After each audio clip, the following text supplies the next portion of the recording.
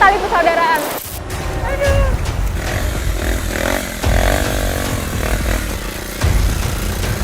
Jaraknya mungkin tidak terlalu jauh dari desa. Jalanan yang berbatu cadas, tanah dan lumpur seperti ini 1 kilo, tapi sangat ekstrim dan sangat menyulitkan warga.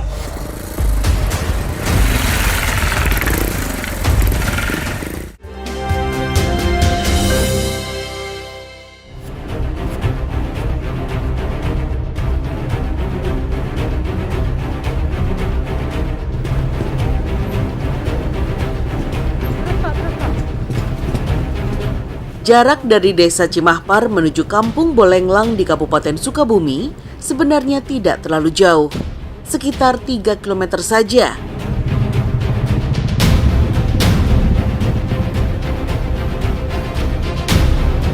Namun, jarak antara kedua wilayah ini terpisahkan aliran Sungai Cikaso yang cukup lebar. Pilihan transportasi menuju Kampung Bolenglang memang terbatas. Yang terdekat dari Desa Cimahpar harus dengan menyeberangi Sungai Cikaso. Ibu, mau nyebrang, Bu? Iya. Bareng saya sama saya ya. Aku juga mau dagang. Ini dagangan? Iya, dagangan. Oh, mau ke sana juga? Iya, Mau iya. dagangnya di sana? Iya.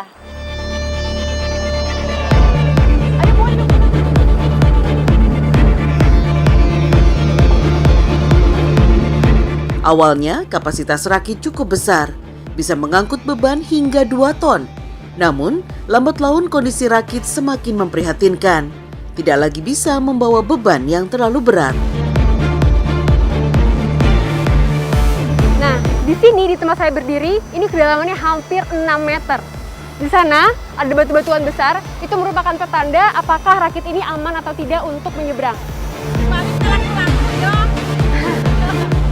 Untuk menyeberang, warga membayar secara sukarela, antara Rp2.000 sampai Rp5.000 sekali jalan. Pak, berarti ini khusus untuk penyeberangan orang atau motor bisa masuk sini juga?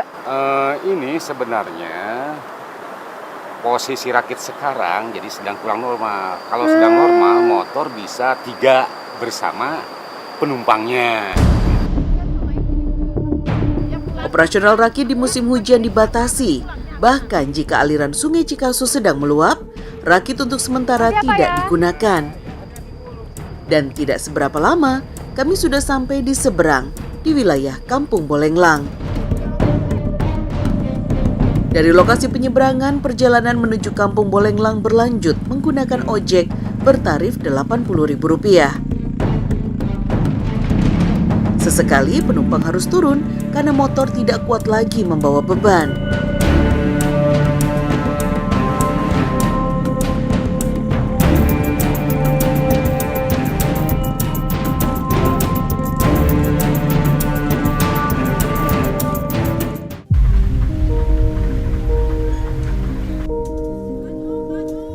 Perjalanan seberat ini sudah Ipah lakukan sejak lama, demi mencari rezeki dengan berjualan baju ke kampung-kampung. Baju yang Ipah jual dibelinya dari Pasar Surade yang berjarak 20 km dari Desa Cimahpar.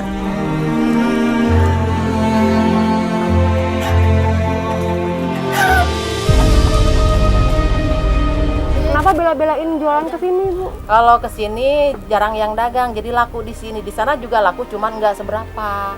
Kalau di sini mah semuanya gitu ya, pada beli dari saya gitu. Alhamdulillah lah, aku mungkin rezekinya ada di sini, mungkin gitu.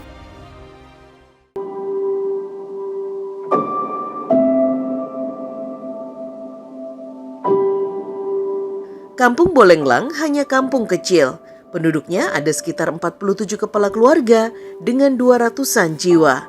Mayoritas penduduknya hidup sebagai petani. Mak Hopsah yang tidak memiliki lahan terpaksa bertahan hidup dengan menjadi buruh tani bagi para tetangganya.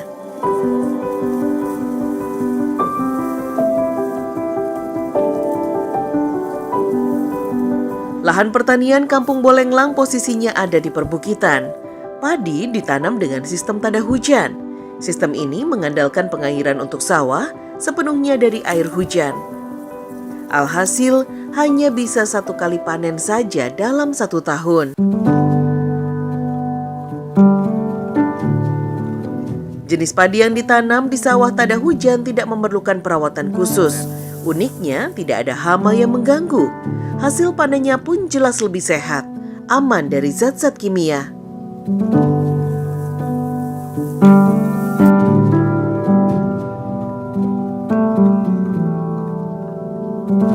Selesai panen, padi dibawa pulang ke rumah dan langsung dijemur di halaman.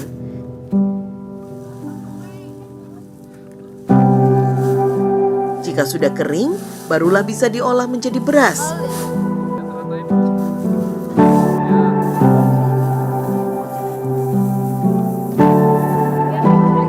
Sebagai buruh, Mak Hopsah tidak dibayar dengan uang, tapi dengan padi yang ikut dipanennya.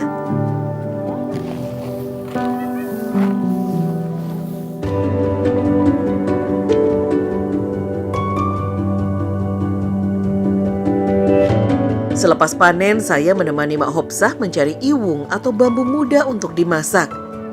Rumpun bambu banyak tumbuh di seberang sungai. Mau tidak mau, kami harus menyeberangi sungai.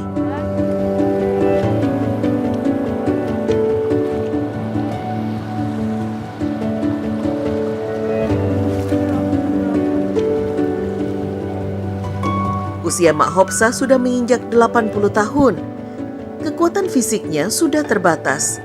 Untuk menyambung hidup, ia bekerja sebagai buruh tani. Mak Hopsah hidup sendirian setelah suaminya wafat, sementara 3 anaknya telah berkeluarga dan hidup masing-masing. Mak Hopsah tetap bertahan dan tidak pernah mengeluhkan nasibnya.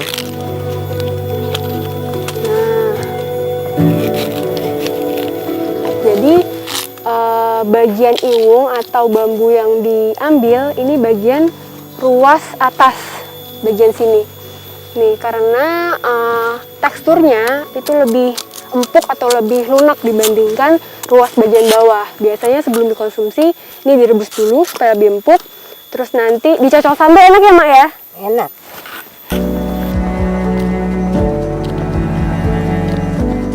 Musim panen iwung atau bambu muda biasanya berbarengan dengan masa panen padi.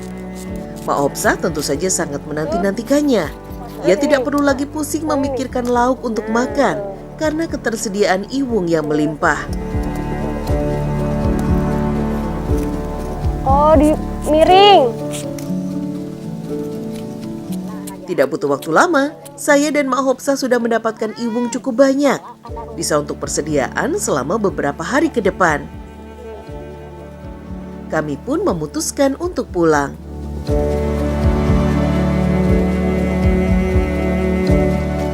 Di rumah sederhana yang tidak terlalu besar, Mak Hopsah menjalani masa tuanya. Ini Bu, rumahnya Bu.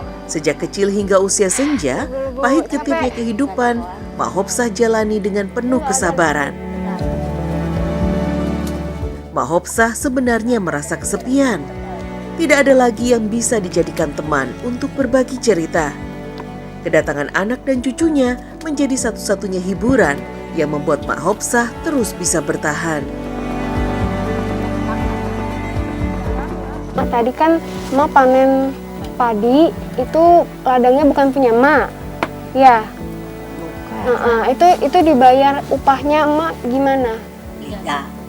3 beras hasil yang didapatkan padinya atau udah jadi beras? Padi. Padi. Biasanya beras. Padi.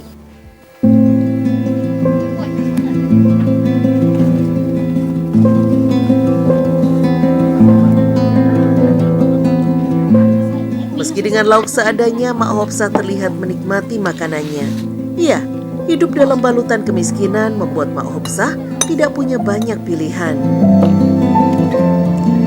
Bisa makan dengan lauk sayur iwung dan sambal terasi saja sudah sangat istimewa. Mak Hopsah sudah sangat bersyukur. Betapa saya mendapatkan pelajaran yang begitu berharga dari Mak Hopsah. Kemiskinan ternyata tidak membuat orang lupa pada rasa syukur.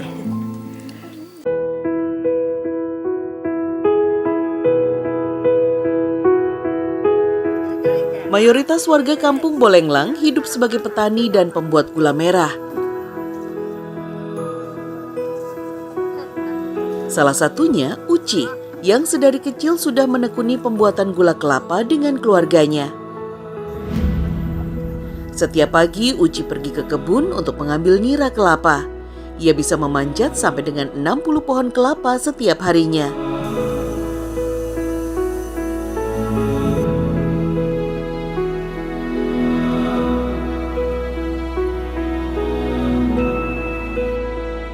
Sesekali Inah, istri Uci, membantu mengumpulkan nira kelapa. Meski pekerjaan itu umumnya hanya dilakukan para lelaki saja. Dengan cepat ia sudah berada di atas pohon kelapa setinggi 5 meter. Padahal pohonnya cukup licin karena baru tersiram hujan.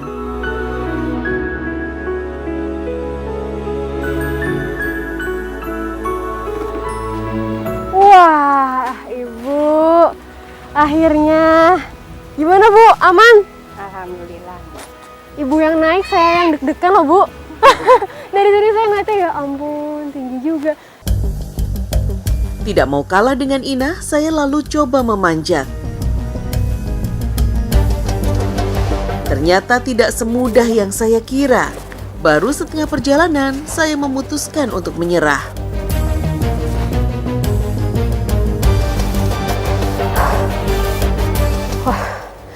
Ini saya baru beberapa langkah ya.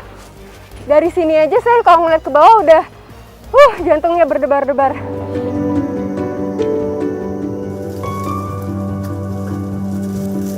Nira kelapa yang telah dikumpulkan lalu dimasak dalam kuali. Satu kuali ini bisa menampung 10 liter air nira.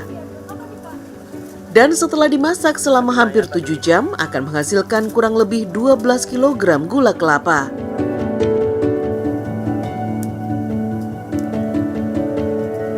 Dalam sehari, Inah hanya akan memasak gula 1 kali saja. Sore harinya, Uci kembali akan memanjat pohon kelapa untuk meletakkan jerigen-jerigen sebagai tempat menampung nira kelapa.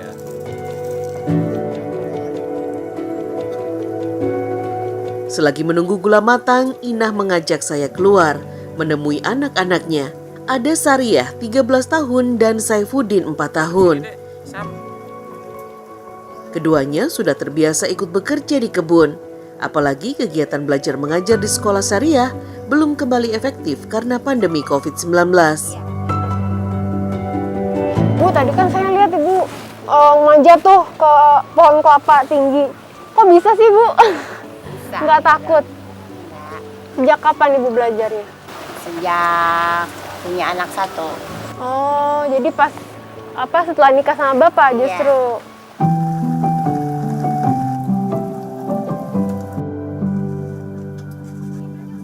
Tempat produksi gula sudah seperti rumah kedua bagi keluarga Inah. Disinilah mereka menggantungkan nasib keluarga selama puluhan tahun. Nah, proses pengadukan gula kelapa ini dimaksudkan untuk mempercepat dan mempermudah proses pendinginan. Proses membuat gula kelapa sebenarnya mudah, hanya saja membutuhkan waktu yang lama. Saat mengaduk gula yang mulai mengental, membutuhkan tenaga ekstra yang cukup melelahkan.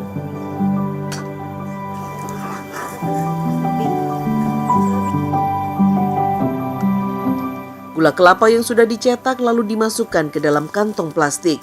Gula nantinya akan dijual pada tengkulak di kampung. Ini gulanya satu plastik ini kan isinya 9, kurang lebih 10 kilo. Dihargai sekitar 100 ribuan. Untuk mendapatkan 2 kantong plastik dibutuhkan waktu kurang lebih 2 hari. Baru setelah itu dikumpulkan kemudian baru dijual. Gimana Bu, lumayan ya Bu ya untuk kebutuhan sehari-hari?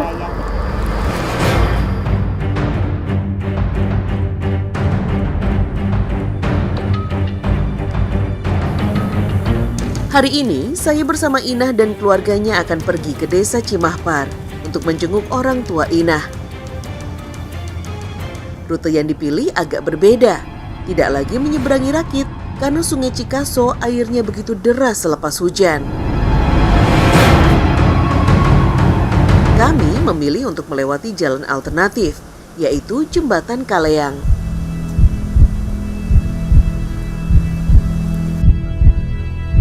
Kondisi jalanan di sini ternyata jauh lebih parah. kami terpaksa harus menuruni tebing batu yang licin dan terjal.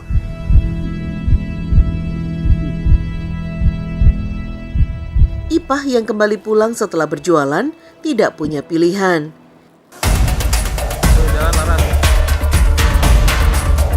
Tak ada satupun pegangan atau batas yang bisa kami andalkan saat menuruni tebing. Jalan alternatif yang menjadi satu-satunya akses saat Sungai Cikaso meluap ini sungguh berbahaya. Ibu, kayak saya merosot, Bu. Tunggu. Nangkurap, aku bilang nangkurap, lebih enak nangkurap, Bu. Jadi Oke. kita mundur tuh. Mundur kan? Oke. Lihat ke bawah. Siap. Ya. Nah, gitu mah nggak ngeri. Coba mundur, lihat ke bawah. Ya, gitu. Lihat, kalau sudah menanti kita.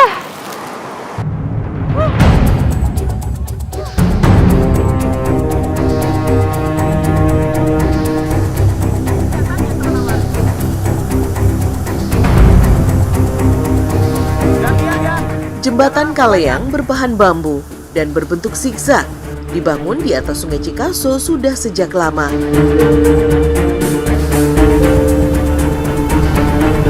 Jembatan Kaleang tidak terlalu besar, kami harus menyeberanginya satu persatu. Dulu warga juga menggunakan jembatan Kaleang untuk memasarkan hasil bumi.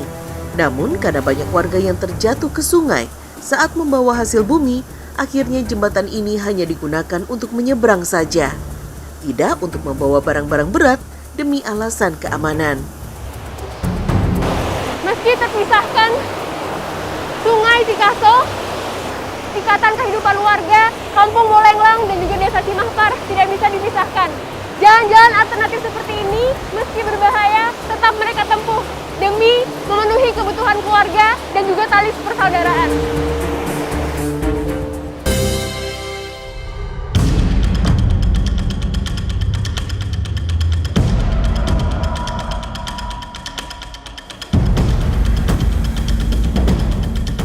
Dusun Cibelut, Kecamatan Tegal Belet, Kabupaten Sukabumi, Jawa Barat, berjarak hanya sekitar 90 km dari pusat kabupaten.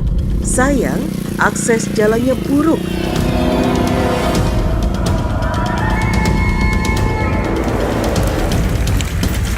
Ini jaraknya nggak seberapa ya, tapi Jarak perjalanan kami hanya sekitar 8 km saja. Tapi rusaknya jalan membuat waktu tempuh menjadi lebih lama, terutama saat hujan turun.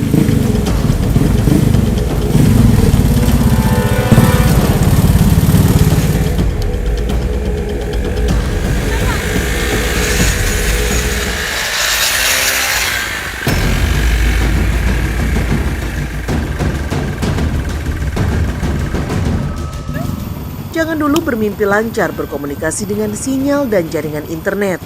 2 kampung di dusun ini saja belum mendapatkan listrik sama sekali.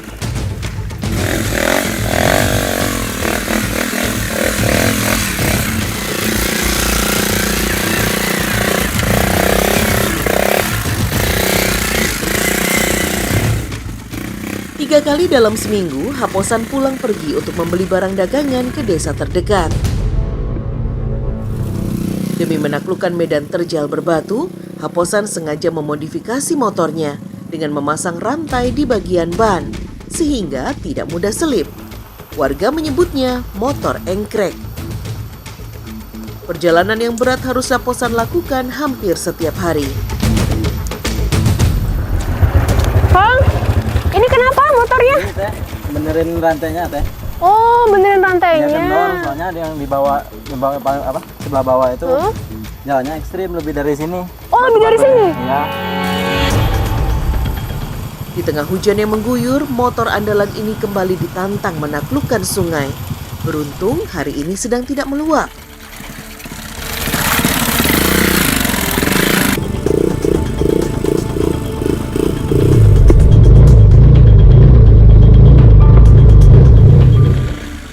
Bila air sedang tinggi, bisa mencapai dada orang dewasa dan para pemotor harus menunggu air surut untuk membuat rakit kayu untuk menyeberang.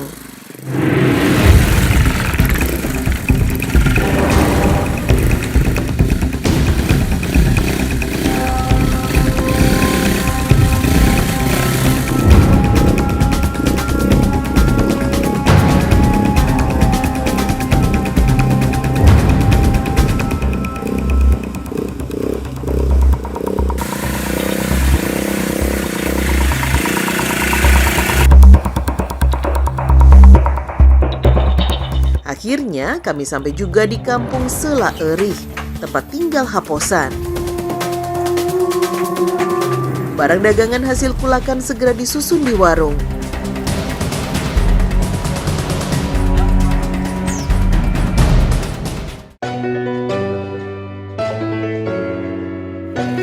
Dari 210 kakak Dusun Cibelut, rata-rata masing-masing berhak mengelola lahan seluas 0,5 hektar. Hampir setengah dari luasan hutan ditumbuhi pohon jati berkualitas tinggi.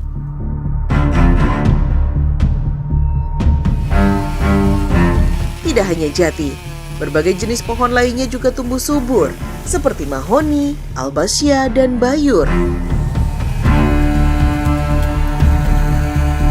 Selain digunakan untuk membangun rumah, kayu juga dijual ke pengepul seharga Rp2,5 juta per kubik.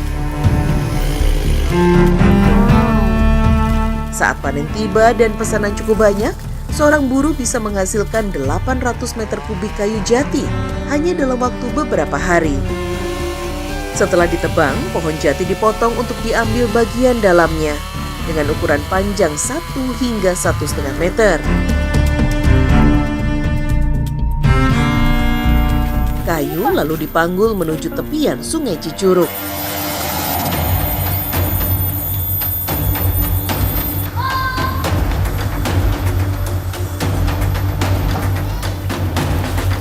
Dan beginilah proses pengiriman kayu dari hutan rakyat pada pengepul di Kampung Bolenglang, Dusun Cadas Malang yang jaraknya mencapai 10 km.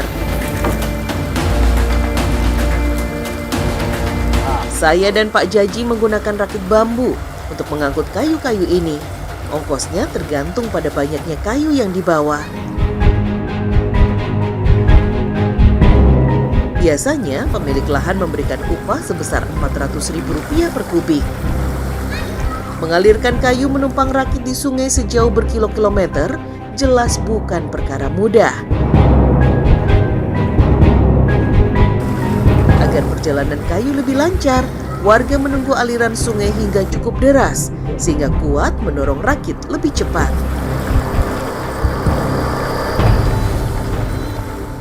Kalau bawa kayu ini kadang sampai 1 hari. Kalau segini ini untuk buat rumah aja. Ya kalau pesanan itu banyak lagi. Terlihat sudah potensi alam dari hutan rakyat Dusun Cibelut sangat besar. Permintaan dari kota tidak pernah berhenti. Tapi sayang, warga tetap saja harus berhadapan dengan buruknya akses transportasi.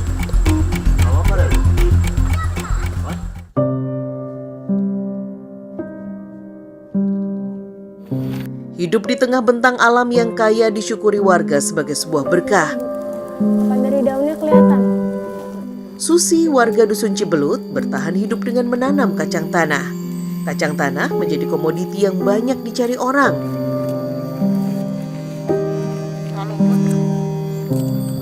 Dalam kondisi kering, per kilo kacang dihargai hingga Rp10.000. Nah, kacang ini menjadi salah satu pilihan warga untuk menambah penghasilan selain mengandalkan hasil tani dan juga gula merah. 1 kali panen paling tidak 1 kuintal, ya Teh ya? Paling banyak berapa tuh? Bisa mungkin 1 ton ya. 1 ton 1 kali panen ya? Ya tergantung luas ininya nanamnya.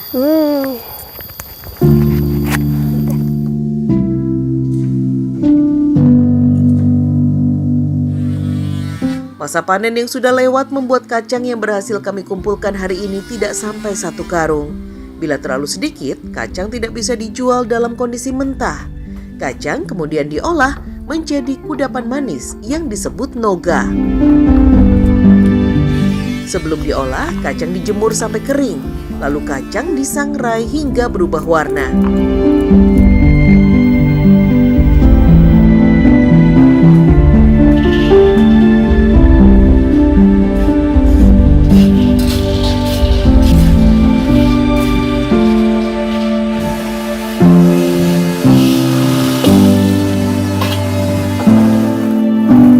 Baru setelah itu, kacang dipisahkan dari kulitnya. Wangi ya Bu, Teh? Nah memang tujuan untuk mensangrai kacang, salah satunya untuk mengeluarkan aroma khas dari kacang dan juga untuk memudahkan proses pengupasan kulit seperti ini. Jadi mudah dikupasnya.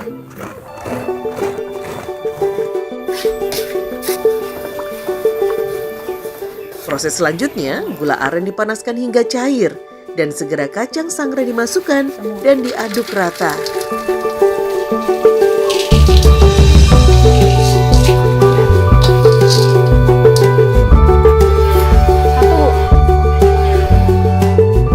Proses pencetakan harus dilakukan secepat mungkin sebelum gula aren kembali mengeras.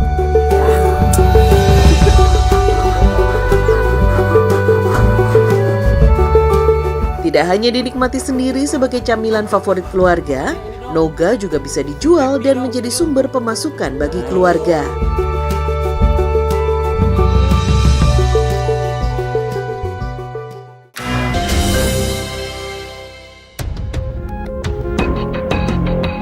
Meski terpencil, pesisir pantai Cipaku, Dusun Ciroyom menyimpan kekayaan alam berharga, yaitu emas. Belasan warga setiap hari mengais bulir-bulir emas di antara pasir pantai. 10 tahun terakhir, aktivitas mendulang emas cukup masif dilakukan walaupun tidak berizin.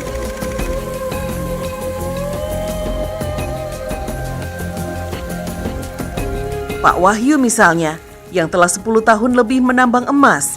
Di awal penambangan, ia bisa mendapatkan hingga 3 gram emas sehari.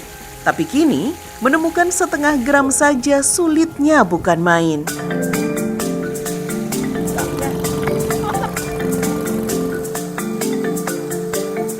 Wahyu memeriksa kandungan emas menggunakan piring kaca.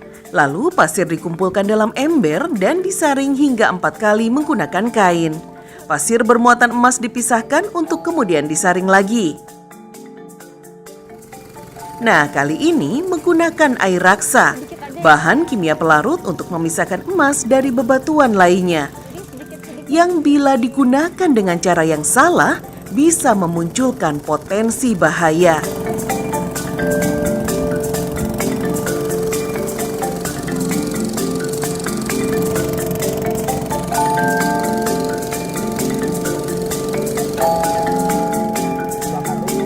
Nah, berbeda dengan mencari emas di sungai, mencari emas di sini kualitasnya relatif lebih baik dibanding yang di sungai. Bisa mencapai 85% kadarnya. Setelah ini dibakar dulu ya Pak ya? Baru kelihatan emasnya.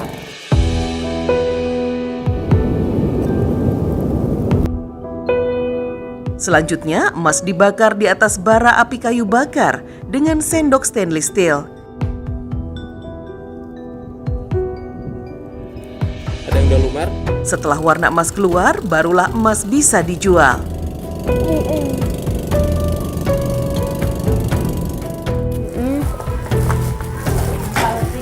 Hari ini, Wahyu mendapatkan setengah gram emas saja yang dihargai Rp270.000. Nasdemnya, Mang. Iya. Bona. Terima kasih Bu. Warga Dusun Ciroyom menjadi bukti tidak ada alasan untuk tidak memperjuangkan kehidupan. Keadaan boleh saja terpencil dan terisolir, tapi segala upaya untuk hidup mandiri terus dilakukan di tengah keterbatasan.